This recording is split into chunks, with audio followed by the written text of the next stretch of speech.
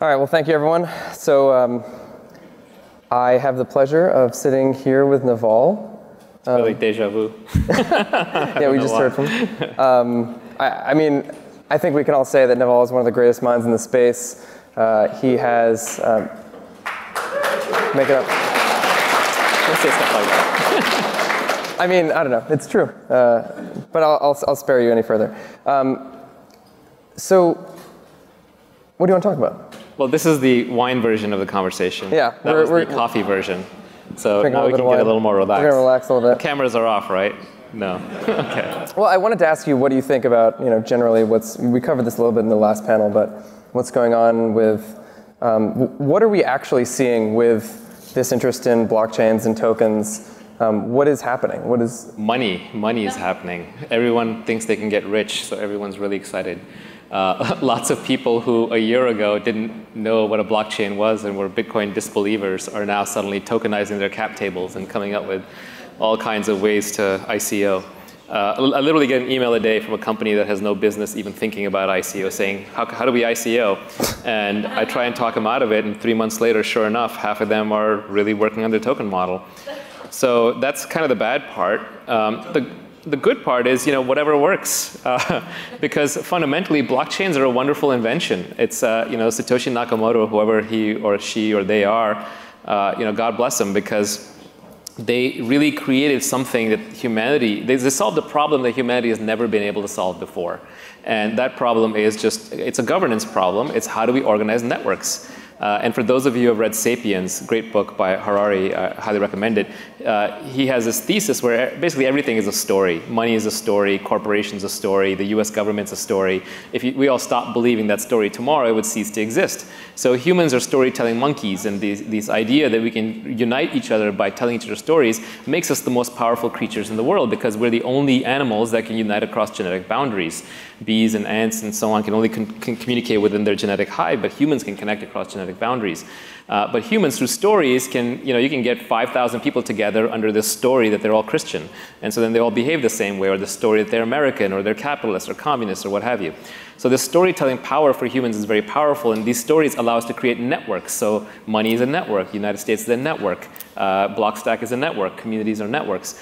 The problem with networks is, how do you run them? How do you organize humans? How do you decide who's in charge? And historically, the answers have not been very good. One answer has been that we get a king, an authority, the most brutal person, the one with the biggest stick, and they tell everybody what to do. Another is we have an aristocracy, an elite. It could be the American Medical Association, it could be the journalists, it could be the university system, it could be Congress, whatever. But the elites tell us how to run our lives. Another model is, well, it's a one person, one vote. It's a mob. It's the French Revolution. It's the commons. And that can work in some cases, but it does have the tragedy of the commons. They're always cheaters. They're free riders. You end up with the classic communist paradise, right? So the question is, how do you organize humans? How do you organize networks? How do you organize decision making? And what Satoshi Nakamoto figured out was how to do it in an open way, like a democracy would, but still merit-based, where it's still based on some actual contribution to the network. So for example, in the Bitcoin network, the miners contribute hash power. And so this is a fundamental breakthrough. What it does is it brings the power of marketplaces, which are open meritorious systems and are now the most powerful networks in the world, just as any US president has tried to go up against the credit markets, for example. The marketplaces are very, very powerful, and what Satoshi did was bring marketplaces into computer networks. And from computer networks, they'll go out into physical networks. So it's a fundamentally different and new way of organizing humans. And that is fundamental. I mean, it took all this development over the last 5,000 to 7,000 years of civilization to get to the point where we can create a new way of organizing humans. And I'm just really happy to be alive at a time when it's being built. And so this is fundamental. And if all it takes is a little bit of greed to get everybody on board, that's fine. Let's do it. Let's pay that price. But I think money is bringing everybody in. But I think the thing that we're all creating is something far larger than ourselves and far larger than money. So if you look at it that way, then it's not actually overhyping it to say that this is the biggest thing that's happening since the invention of the internet. I think it is. Yeah, I think we're probably overplaying the token part, and we're probably underplaying the decentralized decision-making part. The decentralization part is key. Like the internet, when it first came out, I want you all to think back, those of you who were around when the internet was first getting popularized. Obviously, the internet's been around since a long time ago, 60s, ARPANET. But when it was getting popularized with web browsers in the late 90s, my impression was, wow, this is going to flatten everything. There's going to be no middlemen except the very merit-based. There'll be no choke points, no bottlenecks. And little did I know, meet your new overlords, Facebook, Amazon, Google, Twitter, Snap, whoever. They own all your data. They have their little digital prisons that they run. It's a great system. I mean, look, it's better than the previous system, right? It's better than the Washington Post and the New York Times being the arbiters of truth and the Wall Street Journal or whatever. So it is far more democratized. You look at Netflix, look at Spotify, look at SoundCloud. The concentration of power that happens in these middlemen is ridiculous. It's so large. So they're thin layers. I mean, if I told you 10 years ago that the entire world's going to have one taxi dispatcher, you would have laughed at me, right? But there's a version of the world that ends up like that. So luckily, I think this is an aberration. And for a little bit of time, I lost faith in the internet because the walled gardens and the centralized monopolists were winning over the democratized. You want this stuff to be democratized. But I think the reason is because the underlying internet protocols were essentially commons. In the sense of tragedy of the commons, like everyone can use the commons, but everyone can abuse the commons. So now with blockchains, we're building internet protocols that know how to allocate scarce resources, that say, no, you can't just use all the server power you want, all the bandwidth you want. No, you can't have all the money you want. You have to basically pay for this. You have to exercise some merit into the system. So I think over time, we'll see solar grids, electric grids, self-driving car grids that will essentially be machine run and controlled and administered by blockchains. They will be decentralized. So I think the direction of the internet has shifted. It has gone from having lots of overly expensive middlemen to having a few thin middlemen to now it's going to go to having no middlemen or just the absolute minimum. And the internet is going to become a giant grid. So 10 years from now, 20 years from now, the question of like, where do you host your files is going to be a nonsense question. It's going to be on the internet, obviously. Right? Like who's controlling which self-driving car fleet do you subscribe to? Well, the internet's self-driving car fleet. So I think as humans, again, we've created something larger than ourselves, and that thing is learning how to organize itself. I don't want to get into AI visions. I don't think it's conscious at the same level we are. But it's an emergent property of us. And so that decentralization, the arc of the internet is now bending back towards decentralization, which I think is a very, very powerful thing. And so we're bending towards decentralization. Yay, whoever said that. What are, I think two questions to ask are like, how could that go wrong? Like, we at least believe that this is happening. If it didn't end up happening, let's say 20 years from now, why was that the case? What went wrong? And then two, as we're getting here, what are the main benefits of this? Why is this actually important? Yeah, so how could it go wrong? Well, I think the brilliant thing this time around is there's, of course, the computer science problem, the Byzantine generals problem that was solved that allows us to do all this. But there's money attached this time. So the incentives are very, very powerful. Yeah. If you want to spread a message, attach an incentive to it, right? Create an economic system around that message that makes people's lives better, and that works. So I think in that sense, it is a powerful spread vector. That's why I was kind of saying in the earlier panel, it would be nice to see these blockchains actually having a use case too, because the money thing only goes so far without a use case. Eventually, the money has to translate to utility, or it has to allocate utility. So how it could go wrong? Well, obviously, the incumbents that be aren't going to give up power that easily, right? If you're a king or a dictator, or you're an aristocrat, or you're an elite, or you're a big company, or you're a regulator, or you're a government, you're not going to like most of this. Most of this is about making the individual sovereign, not the king sovereign, not the elite sovereign. So anyone who is in a privileged position of power, and that is probably like, actually, most of us in this room are in some sense in a privileged position of power, but let's put that aside. Watch out. Yeah, anyone who's in a privileged position of power, you're descending into a market-based meritocracy for everything. And if you thought you were going to sit on your laurels because you got your degree or you were at a certain part in life or because you started a certain institution, that's not going to work well for you. I think regulators are going to have a really tough time with it. I think legislators are going to have a really tough time with it. I think, as usual, the hope there is that the pace and scope of innovation is so quick that it outpaces them. You asked like why decentralization matters. When you're trying to figure out why anything matters, there's a tendency that we have to like give a laundry list of reasons. And sometimes just one or two reasons is big enough. So I just want to focus on the really, really big ones. One big one is you're now going to be in charge of your identity and your data. That is super valuable. Like I know we don't think of it that way, but we live in a full surveillance society right now, which is really a scary thing. And it's not, there's the NSA surveillance, and then there's Facebook surveillance, and there's Google surveillance. And then that data and identity that they have also creates massive lock-in. It creates switching costs. It makes it very hard for you to leave. And it makes it hard for you to leave in other subtle, insidious ways. Like Google is not only the largest search engine, they're also the largest ad network. And Facebook is a big ad network. So other people just came and build business to compete with them because they don't have the critical mass for advertising, because they don't have the data, and the whole thing locks into itself. So I think owning your own data and identity is a step towards personal freedom, and it matters for that level.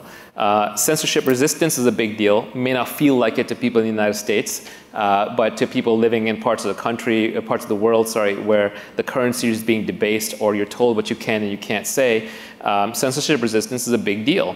YouTube and Twitter brought down entire governments in the Middle East. I would argue YouTube and Twitter brought down the government in the United States. The populist revolts that we've seen,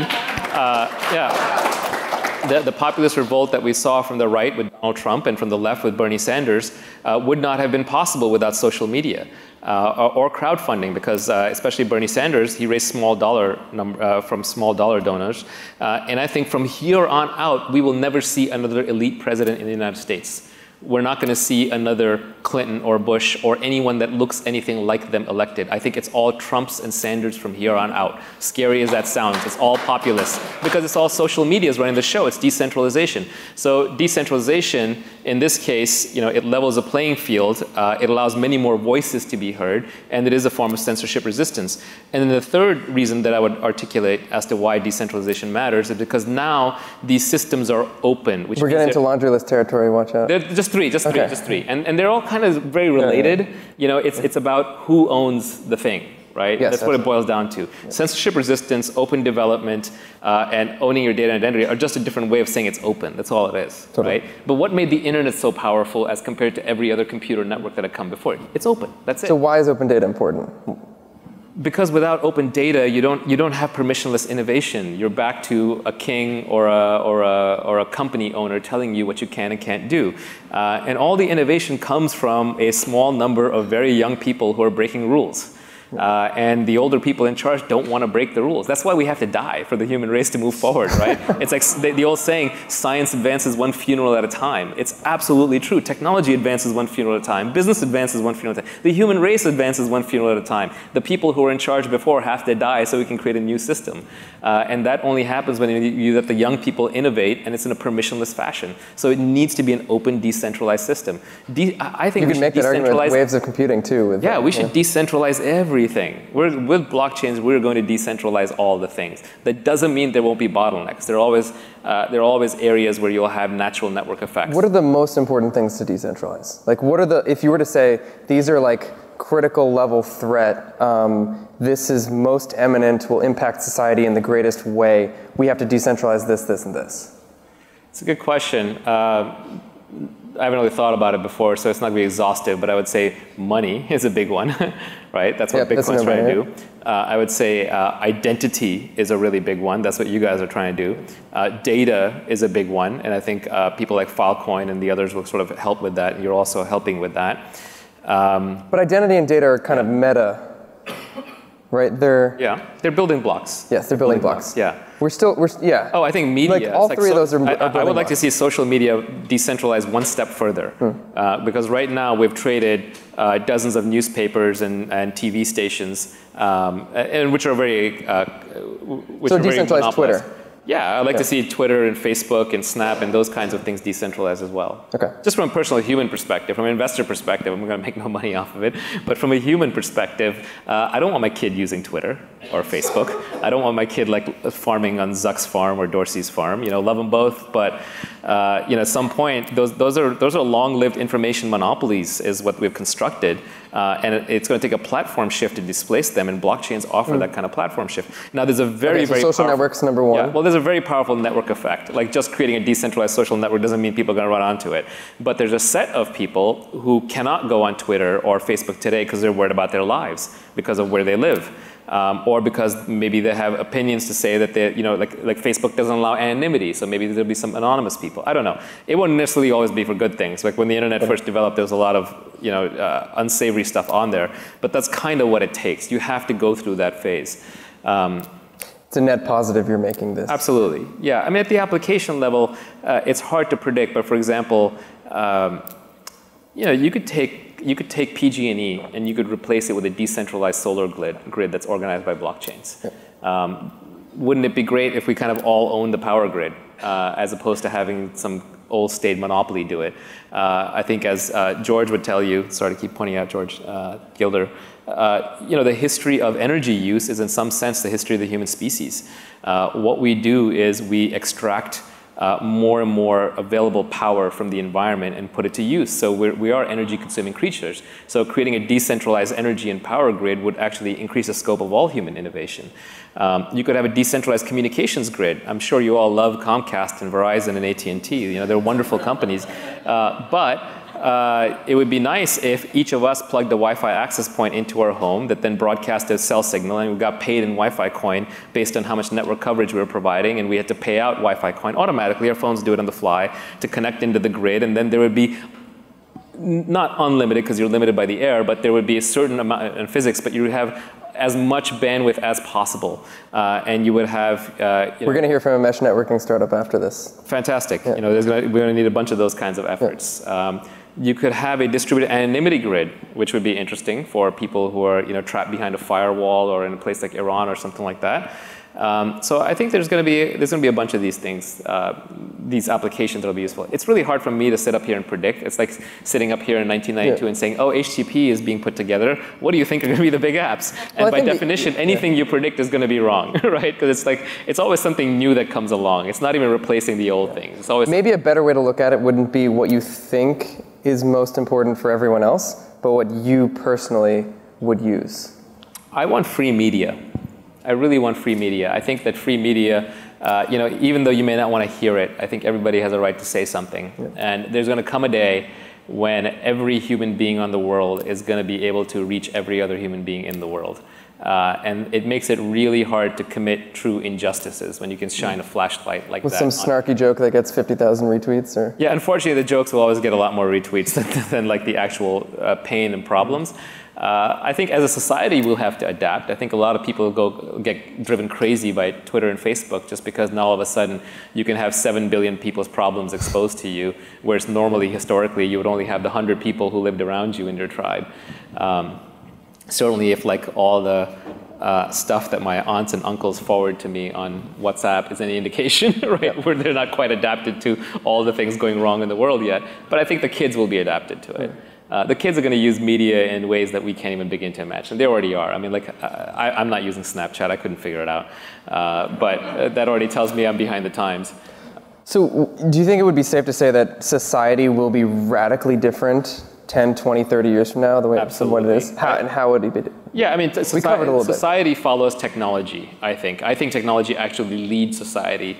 Like a society of cavemen and cavewomen is very differently organized than our society is. And technology allows us to reorganize society.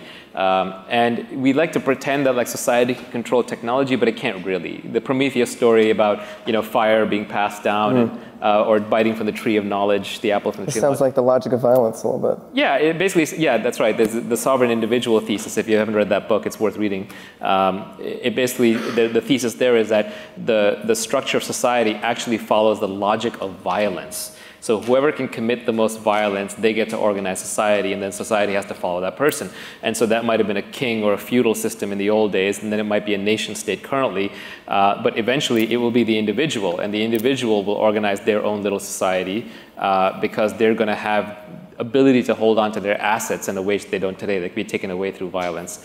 I'm not going to do justice to it here. I did 36 tweets on that one, right, way back when. It was a 36 tweet storm where I was trying to explain that. It's a pretty incredible book. Yeah, to myself more than anybody else. But yeah, Sovereign Individual is a great book. I highly recommend it.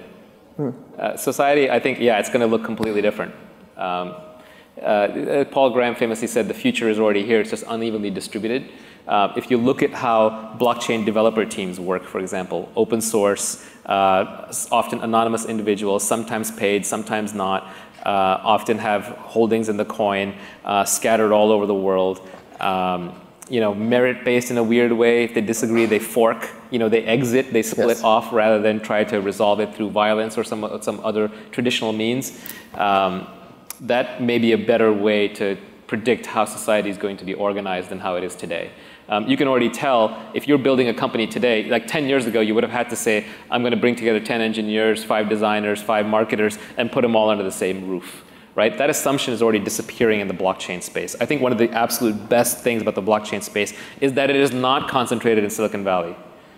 I think that is a huge positive, and it is an indicator of the democratization that is coming.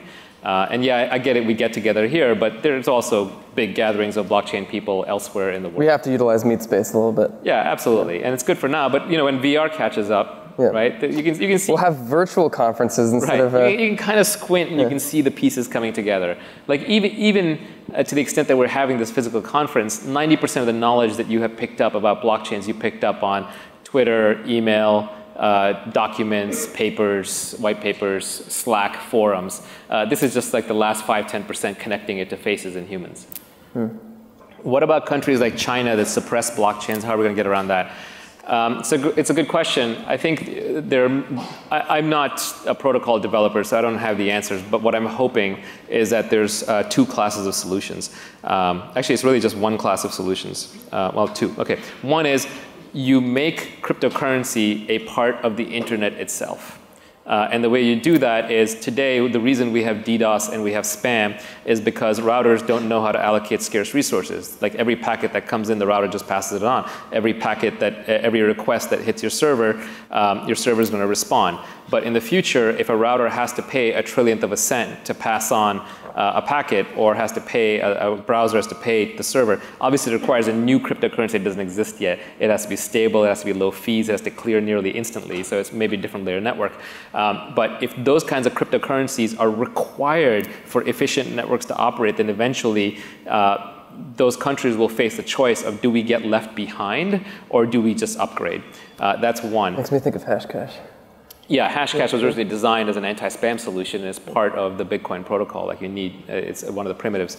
The second way it could happen is just that the abundance that cryptocurrencies allow and create, that blockchains allow and create, then requires you to adopt them. For example, even China is adopting markets. China has public markets, the Shanghai Stock Exchange, for example.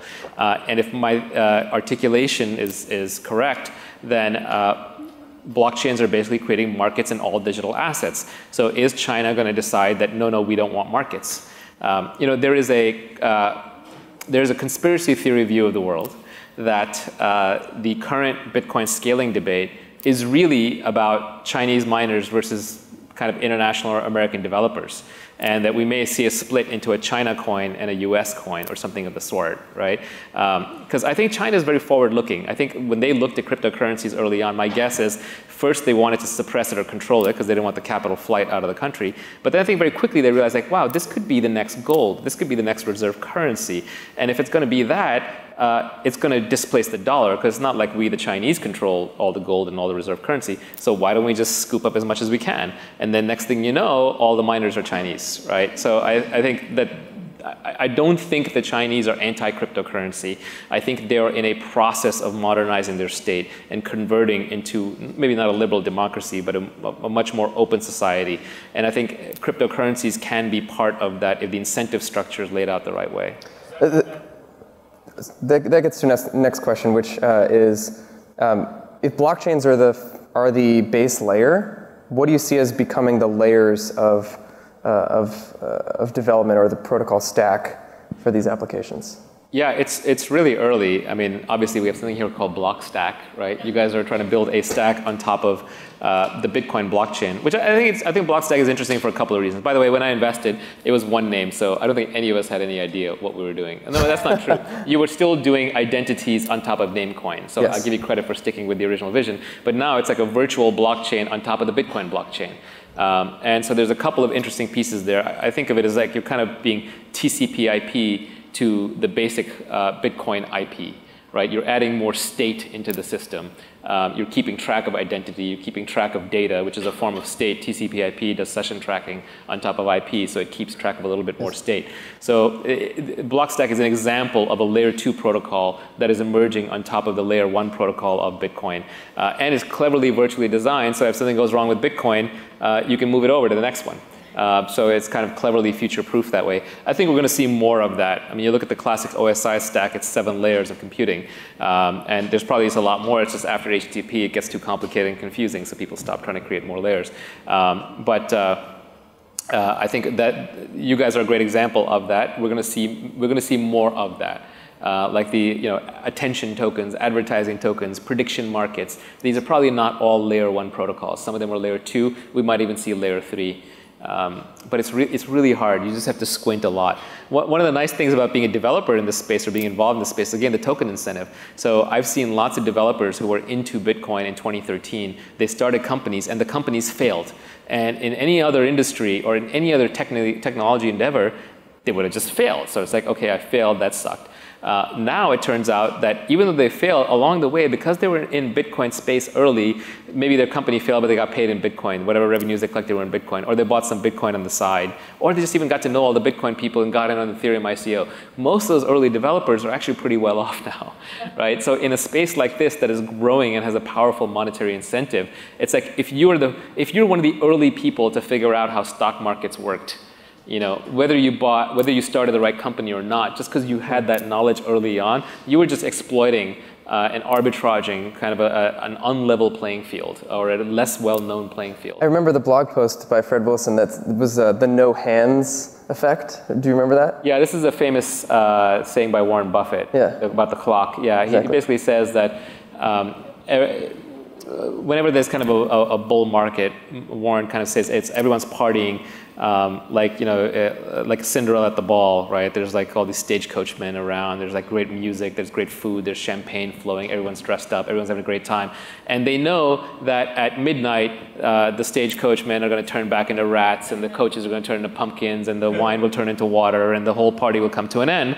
But they all plan on being out at 11:50 or 11:59, right? They're going to rush out the door. The problem is the clock has no hands. Like nobody knows what the actual time is, and that's kind of the party that's going on right now. That's the Buffett explanation. I actually don't think that's correct. I don't think that's true in the blockchain space. That may be true. I was referring to when Fred Wilson said that there was a time, and I think it was 2014, when he went into a meeting with a large number of investors, and he said, who would buy Bitcoin or invest in a Bitcoin startup right now? And no one raised their hands.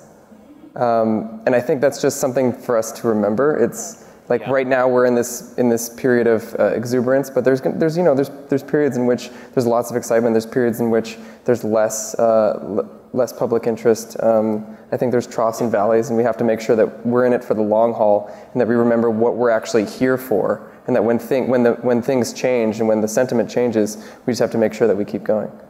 Yeah, absolutely. That said, I think even today that 99% of people and probably 90% of serious financial investors still don't understand what's going on here. So there's still way more opportunity on the unaddressed side than there is on the addressed side. And disbelievers come and go, but fundamentally— in it for the right reasons too, if you're here and you're here because you love the technology or you love decentralization and kind of what it means for the human race, then that's its own reward. getting paid for it, yeah, may work, may not. But I think in the long run, it'll work out fine. Like if you look at the 1999 bubble, the exuberance, I mean, I was there during that bubble. I remember in 2000, there were a bunch of bumper stickers around saying, "Dear God, please give me one more bubble. I'll know exactly what to do this time." Right? So here we are.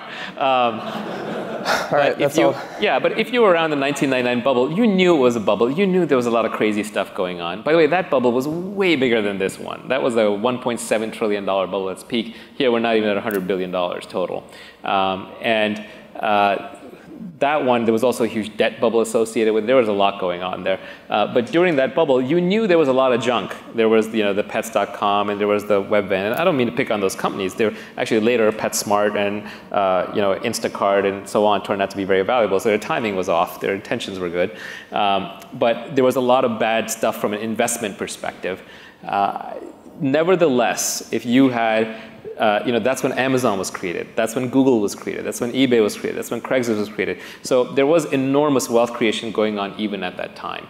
And I think today the news came out that Jeff Bezos is now the richest man in the world or something like that. Oh, really? Yeah, or the richest self-made person in the world. I forget what it is. He just passed Bill Gates in net worth. When that happened, that basically tells you the internet revolution has now overtaken the PC revolution, right? It's been 20 years for the internet revolution to overtake the PC revolution. It might take 20 years for Satoshi Nakamoto to overtake Jeff Bezos, but I think it'll happen. All right, I think that's a great note to close on. All right. Thank you.